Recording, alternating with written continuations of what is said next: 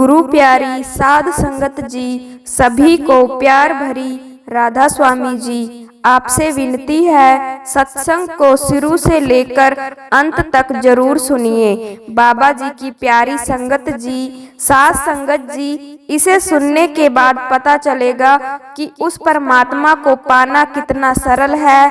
साथ ही परमात्मा को हासिल करने के बाद, प्राप्त हो जाने के बाद पता चलता है कि अरे हम तो ऐसे ही इधर उधर भटकते रहे परमात्मा को प्राप्त करने के लिए, मगर यह तो बहुत ही सरल काम था और जो कुछ भी हम करते रहे हैं तो वह गलत करते रहे हैं और गलत करते करते थक गए, गलत करते करते टूट गए। अनुभवी पुरुष कहते हैं कि घर में अंधेरा था और पति पत्नी ने सोचा कि इस अंधेरे को कैसे निकाले घर से बाहर। फिर दोनों कहते हैं कि इस अंधेरे को कहते हैं कि यह हमारे घर से निकल जाए। फिर दोनों की ऊंची ऊंची आवाज में चिल्लाने लगे कि हे अंधेरे, तू निकल जा हमारे घर से बाहर, मगर अंधेरा नहीं निकला। फिर पत्नी कहने लगी कि डांग लाओ और इसको पीटो, मारो इसको, क्योंकि यह बातों से निकलने वाला नहीं है। और फिर दोनों डांग उठाकर ले आए और मारने लगे अंधेरे को। और फिर मारते मारते हाथ थक गए और फिर उनकी एक छोटी सी बेटी बोली कि पिताजी, यह डांगों से नहीं निकलेगा, यह धुलाई से निकलेगा, धुलाई कर देते हैं। फिर क्या हुआ कि झाड़ू मारने लगे और पानी डालने लगे कि चलो इसे ऐसे बाहर निकालते हैं। और फिर पानी डाल डाल कर भी थक गए, झाड़ू लगा लगा कर भी थक गए, मगर अंधेरा फिर भी नहीं निकला।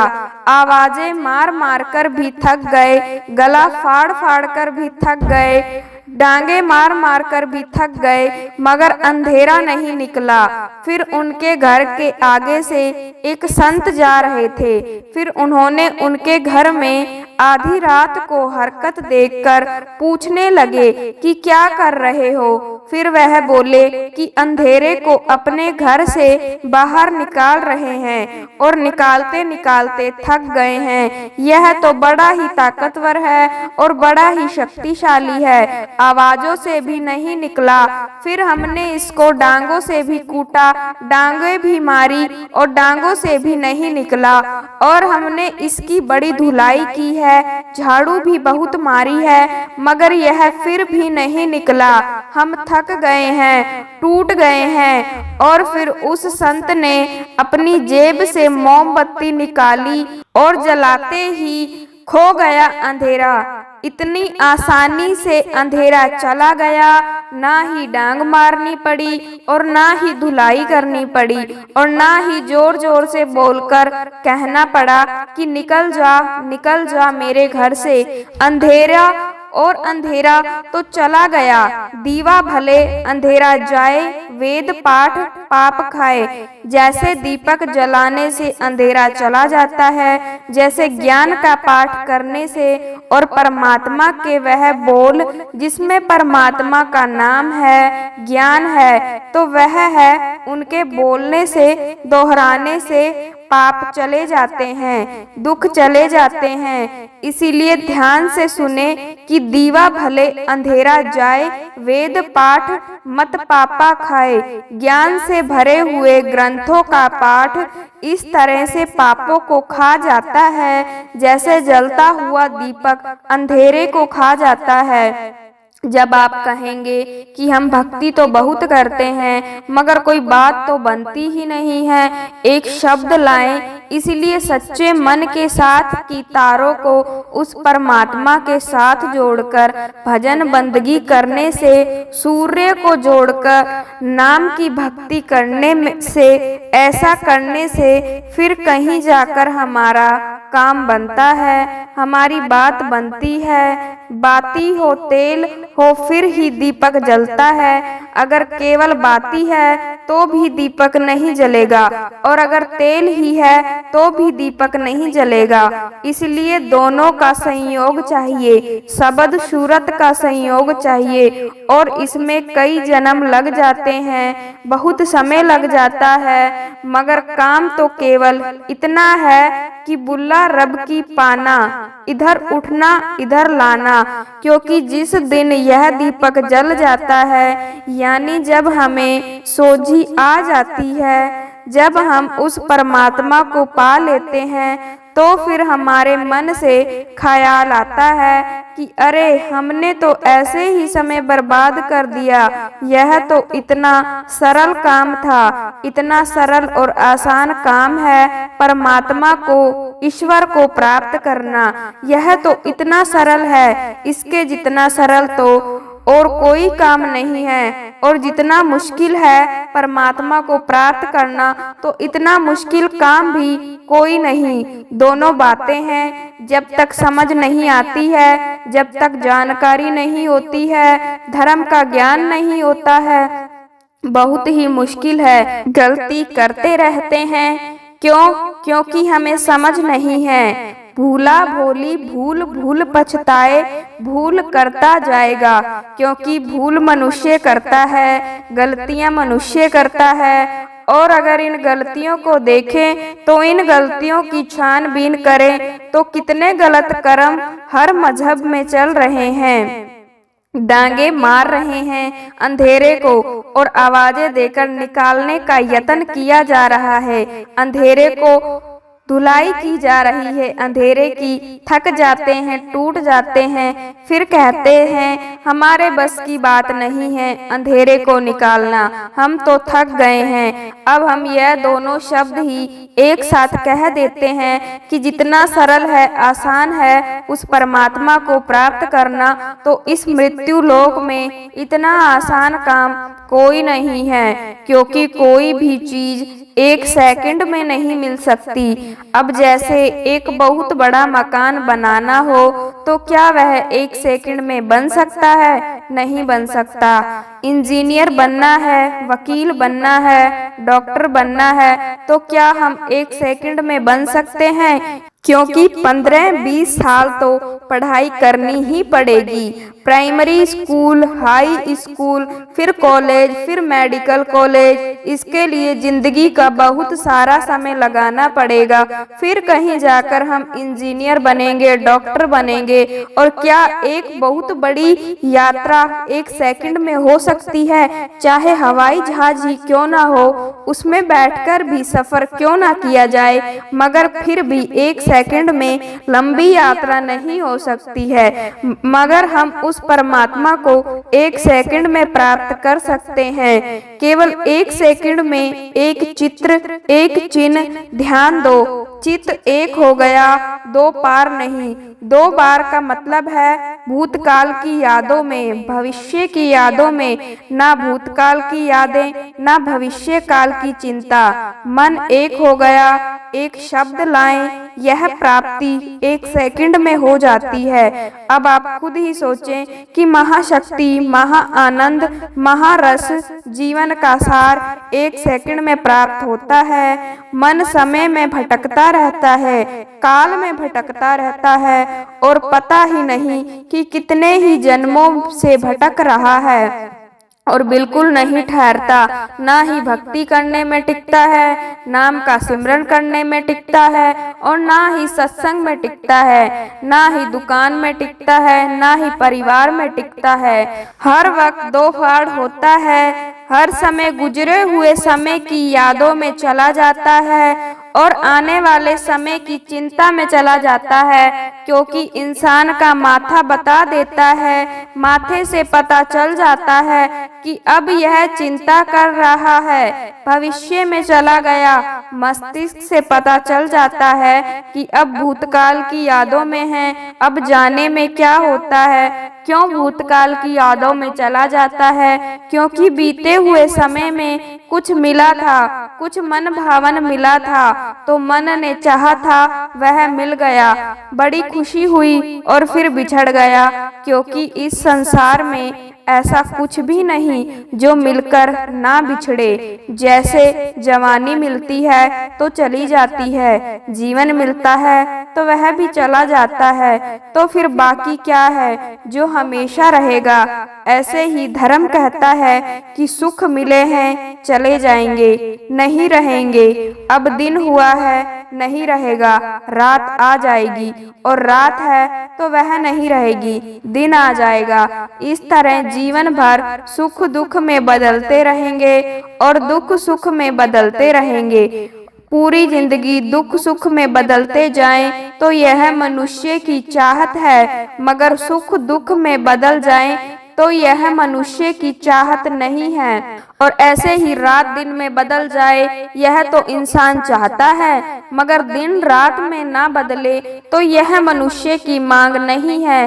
तो भाई यह कैसे हो सकता है? एक मैं तो मनुष्य तब्दीली चाहता है मगर दूसरे में नहीं चाहता। मौसम बहार है फिर मौसम फिजा है, पतझड़ की रुत है, दिन में रात है, भूतकाल की यादें और इसमें दुख सुख की यादें हैं, और कुछ भी नहीं है, क्योंकि कुछ मिला था मन को भाने वाला, मन को अच्छा लगा था तो वह याद आता है, और फिर बिछड़ गया था। चाहे कुछ भी बिछड़ गया हो, स्वजन बिछड़ गया हो, मित्र बिछड़ गया हो, धन संपदा चली गई हो, मान मर्यादा चली गई, इज्जत चली गई, प्रतिष्ठा चली गई, प्रतिभा चली गई, क्योंकि मनुष्य को कभी भी यह नहीं सोचना चाहिए कि मुझे जो कुछ मिला है वह हमेशा ही मेरे पास रहेगा, नहीं रहेगा। क्योंकि जो समय मिला है तो वह समय छीन लेगा, और जो इस चीज को जान जाता है तो फिर वह संसार को जान जाता है। इसलिए पहला कदम है संसार को जानना। यह संसार का नियम है कि समय में जो मिलता है तो समय उसे वापस ले लेता है, हमेशा नहीं रहने देता, और नहीं रहता मन चला जाता है। उस गुजरे हुए समय में कि हमें कुछ मिला था, खुशी याद आती है, और फिर चला गया, खो गया, तो वह दुख भी याद आता है। और यादों में क्या आता है? दिन और रात यादों में क्या आता है? दुख और सुख। और हम किसको याद करते हैं? यही तो आता है। पूरा संसार ही सुखों को याद करता है, दुखों को याद करता है, बल्कि कुछ मनोचित्र से भी ज्यादा याद आते हैं। इसका कारण यह है कि दुख चोट बहुत गहरी पहुंचाते हैं। मित्र इतनी गहरी खुशी नहीं देते जितनी दुश्मन गहरी चोट पहुंचा जाते हैं। विद्वान कहते हैं कि सुख तो ऊपर है, ऊपर ऊपर है, यानी ऊपर वाला पानी है, और दुख बहुत गहरा पानी है। कहते हैं कि व्यक्ति अगर हंस रहा हो और उसे केवल इतना कह दे कि ना हंसो, तो उसका हंसना बंद हो जाता है। अगर कोई रो रहा है और रोना छोड़े में निकलता है, कोई भी हो सकता है, मित्र का बिछड़ा, पुत्र का बिछोड़ा, परिवार का बिछोड़ा, धन संपदा का बिछोड़ा, और वो रुलाएगा ही। और जैसे कोई रो रहा है और उसे कह दे कि ना रो, तो रोना एकदम नहीं रुकेगा। हंस रहा है तो केवल उसे इतना कह दो ना हंसो, वो रुक जाएगा। मगर कोई रो रहा है, चाहे उसे 10 आदमी उसको चुप कराएं कि ना रो ना रो, पर रोना एकदम बंद नहीं होता। थमते थमते थमेगा। आंसू रोना है, कोई हंसी नहीं है। यह हंसी थोड़ी है जो कि मैं एकदम रोक लूं। रोना है, वक्त लगेगा। इसलिए दुख जितने गहरे हैं, सुख उतने गहरे नहीं हैं। इसलिए मित्र इतना याद नहीं आता जितना दुश्मन याद आता है, और यादों में केवल यह सुख और दुख ही आते हैं। इसलिए मन चला जाता है गुजरे हुए समय में। जहाँ ऐसे कहें कि मन चला जाता है दुखों में, सुखों में, और फिर मन चला जाता है आने वाले समय में, आने वाले समय की चिंता, जैसे कि जो अब मेरे पास है, सुख है, तो कहीं चला ना जाए, बस यही चिंता करता रहता है। जो मैं चाहता हूँ कहीं वो मुझे मिले ही ना, इस बात की चिंता में भी मन चला जाता है, चिंता में और मन चला जाता है। दुख सुख में इसलिए धर्म की साधना है, इस मन को दुखों और सुखों में से निकालना और मन को चिंता में से निकालना, और यह मन इससे बाहर कैसे निकले, एक शब्द लाएं और कोई तरीका नहीं कि परमात्मा से दिल लगाने के लिए क्या कोई घंटा लगता है, 8-10 घंटे लगते हैं? नहीं, केवल 1 सेकंड। जैसे अंधेरे को भगाने के लिए कई साल चाहिए, नहीं चाहिए। 50 साल का अंधेरा भी किसी कमरे में हो तो केवल 1 सेकंड में दूर किया जा सकता है, और कई जन्मों के पाप, दुख, संताप तो केवल 1 सेकंड में खत्म किए जा सकते हैं। इसीलिए जितना आसान है परमात्मा को प्राप्त करना, उतना आसान काम इस दुनिया में नहीं। इसलिए तो बुल्ला शाह जी फरमाते हैं, बुल्ला राम की पाना यह क्या बात है, यह कोई मुश्किल काम नहीं है।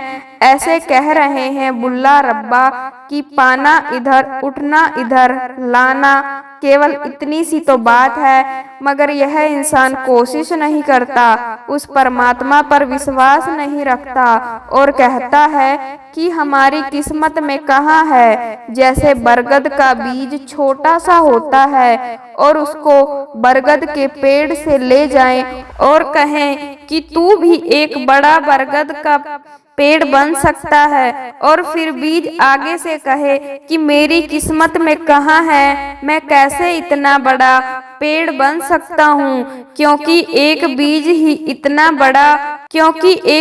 से ही इतना बड़ा पेड़ नहीं बन सकता। अब जैसे किसी ने अपने बीज को बोया है शब्द की धरती में, तो वह बड़ा दरख्त बन गया है, छायादार बन गया है, फलदार बन गया है। अपने हाथ में रखा और सोचा कि क्या बोना है, बड़ी मेहनत है, फिर हमारी किस्मत में कहाँ है, इतने पाप किए हैं, इतने गुनाह किए हैं। इसलिए साध संगत जी वक्त के पूर्ण संत सतगुरु जी हैं, तो वह हमें यही कहेंगे कि तू अपने पापों को याद ना कर, पतित पावन को याद कर। धोबी धोबी बिरह बराता, राम नाम बाण का मन गाता। सतगुरु तो धोबी जैसे हैं, तू दे तो सही उनको कपड़ा, तुझे धोकर साफ करके निर्मल करके दे देंगे। तू कोशिश तो कर, 1 सेकंड में साफ कर देंगे। तो सतगुरु पर विश्वास तो कर, तेरे सभी पाप खत्म कर देंगे। तू 1 कदम तो बढ़ा, सतगुरु 100 कदम बढ़ाएंगे। इसीलिए कोशिश कर, यह एक बार करके तो देख, फिर पता चलेगा कि उस परमात्मा को पाना कितना आसान काम है। मन के अंदर जो विचार चलते रहते हैं तो उनको कैसे निकाले, मन को खाली कैसे करें। अगर हमारा मन खाली हो जाए तो फिर हम उसमें ऐसे विचार डाल सकते हैं जिसके हम अपने मन की बकबक को शांत कर सकते हैं, क्योंकि जो विचारों का तूफान हमारे मन में चलता रहता है तो उन्हें हम बहुत अच्छी तरह से रोक सकते हैं। और अगर एक बार मन की बकबक रुक जाए तो फिर हम मन से जो चाहे वही करवा सकते हैं। इसलिए अगर आप मन की बकबक को शांत करना चाहते हैं तो फिर आप इस कथा को आखिर तक जरूर सुने। तो आइए शुरू करते हैं। एक गांव में एक नौजवान लड़का रहता था और उसका नाम रतन था, मगर उसे एक परेशानी थी। उसकी समस्या यह थी कि उसका मन हर समय भटकता रहता था और उसने मन में हर समय ही कोई ना कोई नकारात्मक विचार चलते ही रहते थे। उसका मन कभी शांत होता ही नहीं था। वह जब भी सोचता कि मैं यह करूं तो वह कुछ अलग ही हो जाता था। कभी वह अपने अतीत के बारे में सोचकर दुखी हो जाता था कि आखिर मैंने उस काम को कैसे कर दिया होता, उस काम को वैसे ही कर दिया होता, या फिर अपने भविष्य के बारे में सोचकर दुखी होता रहता था और डरता भी रहता था कि कहीं भविष्य में ऐसा ना हो जाए, कहीं वैसा ना हो जाए, कहीं मैं असफल हो गया तो क्या होगा, अगर मुझसे कोई गलती हो गई तो फिर लोग मेरा मजाक उड़ाने लग जाएंगे। और ऐसे ही कई नकारात्मक विचार उसके मन में हमेशा ही आते रहते थे। रतन हमेशा ही अपने इन नेगेटिव विचारों में खोया रहता था और वह अपने इन विचारों से मुक्ति भी पाना चाहता था। वह चाहता था कि उसके मन में कोई भी फालतू विचार ना आए, मगर हर समय उसके मन में यह विचार आते ही रहते थे और इसलिए वह अपने जीवन से बहुत ही ज्यादा दुखी था। तो फिर उसको किसी ने बताया कि अपने गांव से कुछ दूरी पर एक महात्मा जी रहते हैं और वह बहुत ही पहुँचे हुए हैं। वह तुम्हारी इस समस्या का हल जरूर निकाल देंगे। और फिर यह सुनकर रतन अगले दिन सुबह सुबह उस महात्मा के पास चला जाता है और फिर उसके पास जाकर उन्हें प्रणाम करता है और फिर अपनी सारी समस्याएं उन्हें बताता है। और वह महात्मा रतन की बातों को बड़े ही ध्यान से सुनते हैं और फिर रतन से कहते हैं कि तुम मुझसे क्या जानना चाहते हो।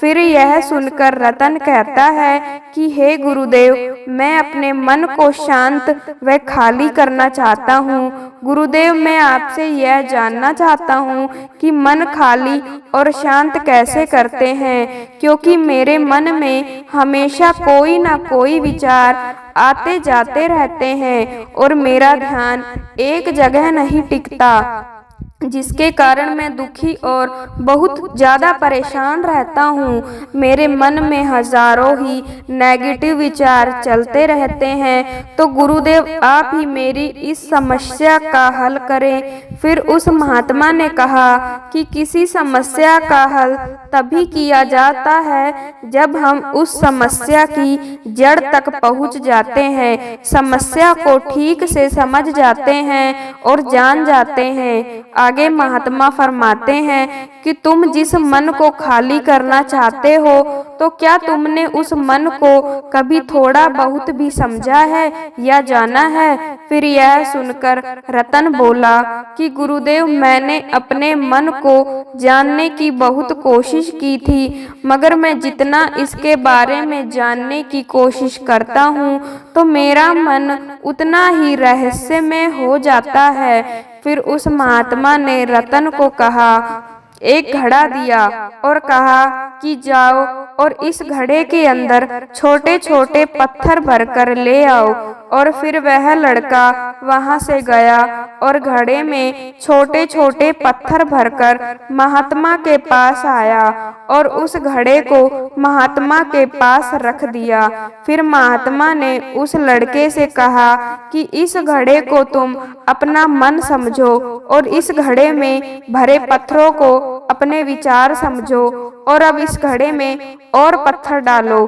फिर उस लड़के ने घड़े में और पत्थर डालने शुरू कर दिए और घड़ा तो पहले से ही भरा हुआ था, इस कारण एक दो पत्थर डालने पर ही बाकी पत्थर नीचे गिरने लगे। फिर महात्मा ने रतन से कहा कि जरा ध्यान से देखो, अब इस घड़े में पत्थर नहीं आ रहे हैं, पत्थर नीचे गिर रहे हैं, क्योंकि इस घड़े में जितना आना था तो आ गया है और अब इसमें और पत्थर नहीं आएंगे, क्योंकि अगर और पत्थर डालने हैं तो फिर पहले वाले पत्थरों को निकालना होगा।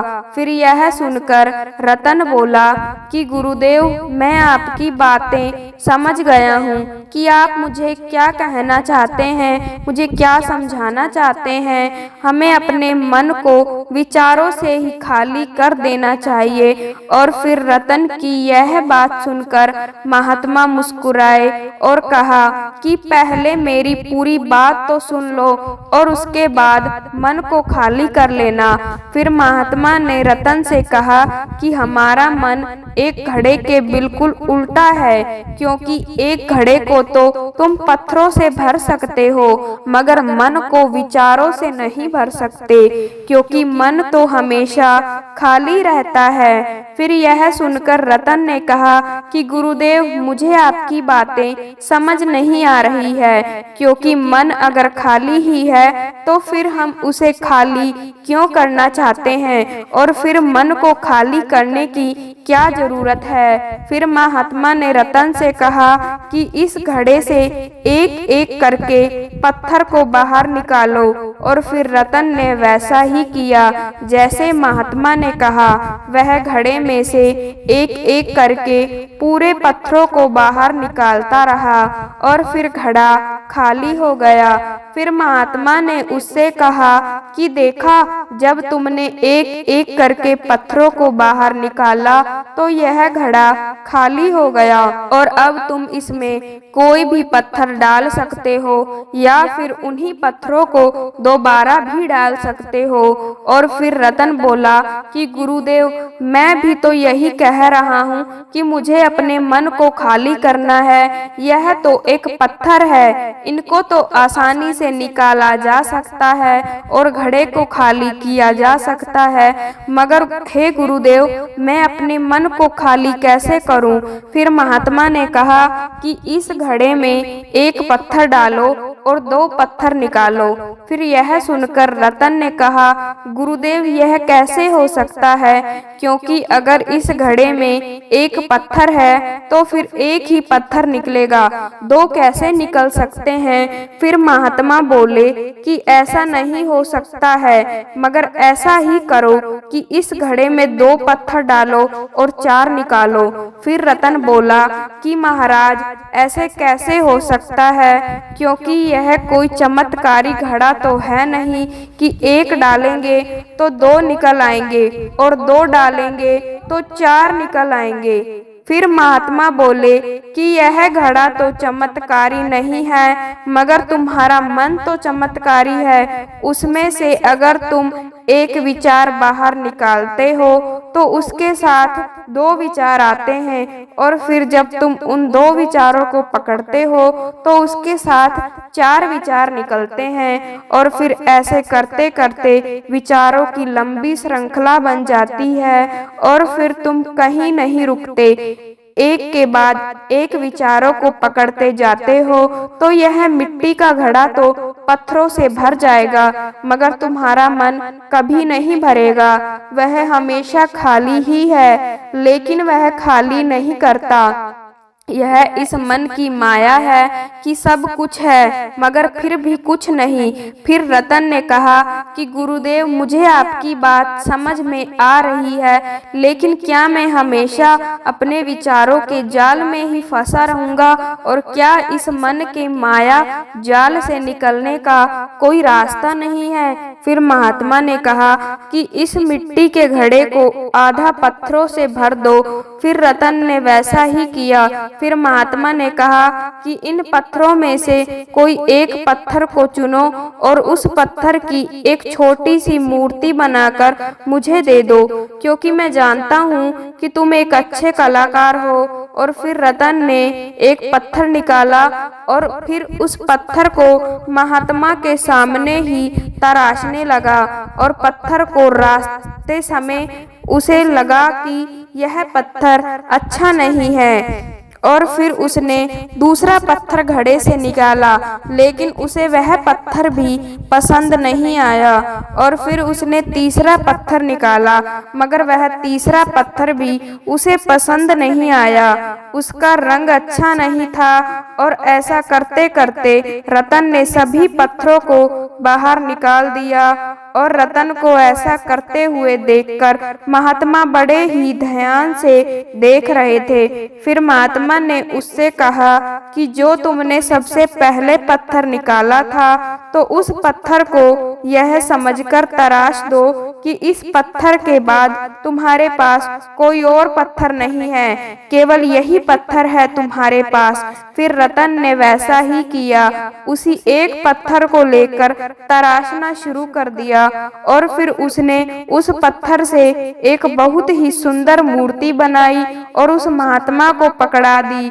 और फिर महात्मा से कहा कि गुरुदेव, इस पत्थर से इतनी सुंदर मूर्ति बन सकती थी, मैं तो यह सोच भी नहीं सकता था। फिर रतन की बात सुनकर महात्मा बोले कि जब तुम्हारे पास दूसरा कोई और विकल्प नहीं होता, तो फिर हम उस विकल्प में ही संपूर्ण ऊर्जा लगा देते हैं और उसी को सबसे बेहतर बना देते हैं। और जब हमारे पास कई सारे विकल्प होते हैं, तो फिर हम पत्थर चुनते भी नहीं और मूर्ति बनती भी नहीं, और हमारा मन भी एक विचार के पीछे हजारों विकल्प खोलकर रख देता है। और फिर एक मुख्य विचार को छोड़कर उन हजारों फालतू के विचारों में हम उलझकर रह जाते हैं। फिर रतन बोला कि गुरुदेव, मुझे आपकी बातें बहुत अच्छे से समझ में आ गई है, मगर अब मुझे क्या करना चाहिए, कृपा करके मुझे बताएं,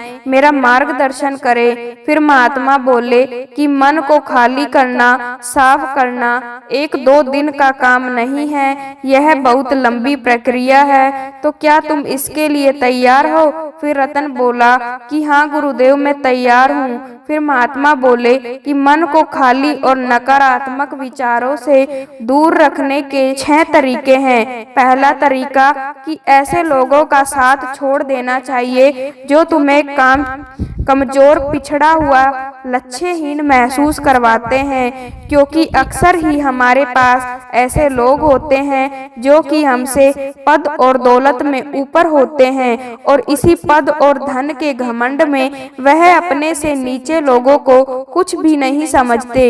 इसलिए ऐसे लोग से दूर ही रहना, क्योंकि ऐसे लोग अपने छोटे लोगों को हमेशा यही महसूस कराते हैं कि आप कितने छोटे हैं, और इसी कारण वह लोग अपने जीवन में कुछ बड़ा हासिल नहीं कर पाते। और इसके अलावा कई बार हमारे मित्र और घर के सदस्य भी ऐसे होते हैं जो कि हमेशा हमें छोटा महसूस कराते हैं, हमें नीचा दिखाने की कोशिश करते हैं, लोगों के सामने हमारा मजाक उड़ाते हैं। तो ऐसे लोगों से दूर ही रहना चाहिए। ऐसे लोगों के कारण तुम्हारे अंदर खुद की काबिलियत पर शक होना शुरू हो जाता है और तुम्हारे अंदर खुद के प्रति नकारात्मक भावनाएं पैदा हो जाती है, और फिर यह नकारात्मक विचार तुम्हें मानसिक तनाव और चिंता की ओर ले जाते हैं। फिर महात्मा ने दूसरा तरीका बताया कि तुम बहुत ही कम और चुनिंदा लोगों को अपना मित्र बनाओ, जिनसे तुम कुछ सीख सकते हो और जिनकी तुम इज्जत कर सकते हो, और जो तुम्हारी भावनाओं को समझ सके और जिनकी सोच तुमसे मेल खाती हो, जो तुम्हें जीवन में आगे बढ़ने पर तुम्हारी सहायता करे, क्योंकि कहा जाता है कि जैसी संगत वैसी ही रंगत। फिर महात्मा ने तीसरा तरीका बताया कि तुम कभी भी अपना अतीत नहीं बदल सकते, मगर तुम अपना भविष्य जरूर बदल सकते हो। इसलिए तुम्हें पूरी तरह से वर्तमान में रहते हुए उन चीजों पर, कामों पर ध्यान देना चाहिए जो कि तुम्हारे नियंत्रण में हैं, जिन्हें तुम आज और अभी कर सकते हो। चौथा तरीका है कि तुम स्वस्थ और पौष्टिक भोजन खाओ, क्योंकि हमारा शरीर ऊर्जा से चलता है, और हम वैसा खाना खाएंगे तो वैसी ही ऊर्जा हम शरीर को मिलेगी। क्योंकि अगर हमारा शरीर स्वस्थ नहीं है तो फिर हमारा मन भी स्वस्थ नहीं रहेगा, क्योंकि जब शरीर कमजोर और बीमार रहता है तो फिर मन में कई तरह के नकारात्मक विचार आते रहते हैं और स्वस्थ शरीर में स्वस्थ दिमाग का वास होता है। महात्मा ने कहा कि 5वां तरीका है कि रोजाना ध्यान करो, उस परमात्मा की भजन बंदगी करो, सुबह ब्रह्म मुहूर्त में उठो और परमात्मा के नाम का सिमरन करो और ध्यान भजन बंदगी करते रहो। और सबसे अच्छा समय सुबह का है या फिर रात को सोने से पहले का समय बहुत अच्छा है, लेकिन अगर तुम्हें ध्यान में गहराई में उतरना है तो फिर सबसे अच्छा समय रात का ही होता है। और रात में सोने से पहले ध्यान करने से नींद में भी सुधार होता है और बहुत गहरी नींद आती है। और ध्यान करने के लिए तुम अपनी सांसों पर ध्यान केंद्रित करो या फिर तुम अपने मन में उठने वाले विचारों पर भी अपना ध्यान केंद्रित कर सकते हो, क्योंकि इस तरह करने से गहरे ध्यान में उतरा जा सकता है। और 6वां तरीका है कि तुम नई नई जगह पर घूम सकते हो, क्योंकि नई जगह पर जाने से ज्ञान की प्राप्ति के साथ मन को एक नयापन भी प्राप्त होता है। फिर महात्मा बोले कि मन के जाल में कभी मत फंसो और जीवों में ध्यान करना सीखो और अपने ध्यान को केंद्रित करो, अपने ध्यान में एकाग्रता लाओ। फिर रतन को महात्मा भी सभी बातें समझ में आ गई और फिर गुरु को प्रणाम किया और फिर वहां से अपने घर की ओर लौट आया। आज की यह साखी अगर आपको सच में अच्छी लगी तो कमेंट में राधा स्वामी जरूर लिखिए और साथ साथ अपने शहर का नाम भी जरूर लिखिए, जिससे हम जान सके कि बाबा जी की सत्संग और साखी कहां-कहां से सुनी जा रही है। और ऐसी प्रेरणादायक सत्संग और साखियां सुनने के लिए संगत के अपने चैनल को सब्सक्राइब जरूर कीजिए, जिससे कि इस चैनल पर अपलोड की गई साखी आप तक पहुंचती रहे। राधा स्वामी जी।